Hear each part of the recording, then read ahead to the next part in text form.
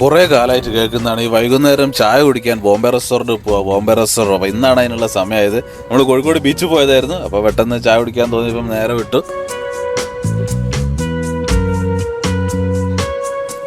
ഇവിടുത്തെ ബിരിയാണിയൊക്കെ നല്ല ഫേമസ്. ബിരിയാണിയൊക്കെ മുന്നേ കഴിച്ചിട്ടുണ്ട് കേട്ടോ. ബിരിയാണി നെയ്ച്ചോറൊക്കെ നല്ല ഫേമസ് ആണ്. പക്ഷെ ഇന്ന് ഞാൻ ചായ മാത്രമേ കഴിക്കുന്നുള്ളൂ.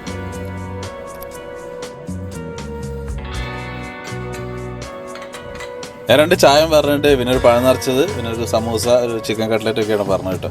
ഇവിടുത്തെ ഒരു പ്രത്യേകത വെച്ചാൽ നമ്മൾ ആ ക്യാഷ് കൗണ്ടറിൻ്റെ അടുത്ത് തന്നെയാണ് സാധനങ്ങളൊക്കെ വെച്ചിട്ടുള്ളത്.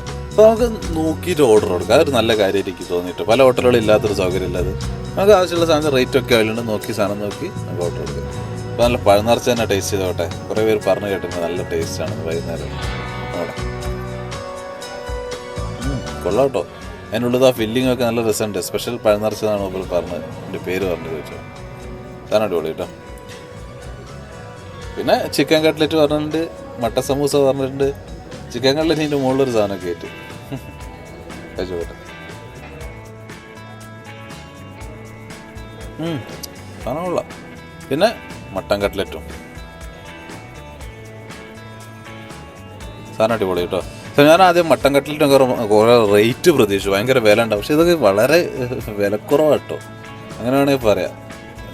ഞാൻ വെച്ച് വലിയൊരു ഹോട്ടലല്ല, അപ്പോൾ നല്ല റേറ്റൊക്കെ ആയിരിക്കും. അതൊന്നുമില്ല, സാധാരണ റേറ്റുള്ളൊരു ഹോട്ടൽ കേട്ടോ.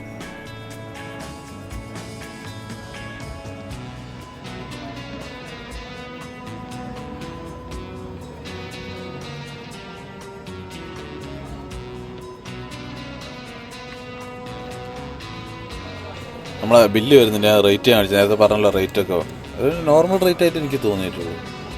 കണ്ടല്ലേ, മട്ടൻ സമോസയ്ക്ക് 20 രൂപ വരുന്നുള്ളൂ കേട്ടോ. അപ്പോൾ ശരി, ബോംബെ റെസ്റ്റോറൻറ്റ് ചായ കുടി കഴിഞ്ഞ് നേരെ ഇറങ്ങി. നേരെ കോഴിക്കോട് ബീച്ചിലേക്ക് തന്നെ പോവാം.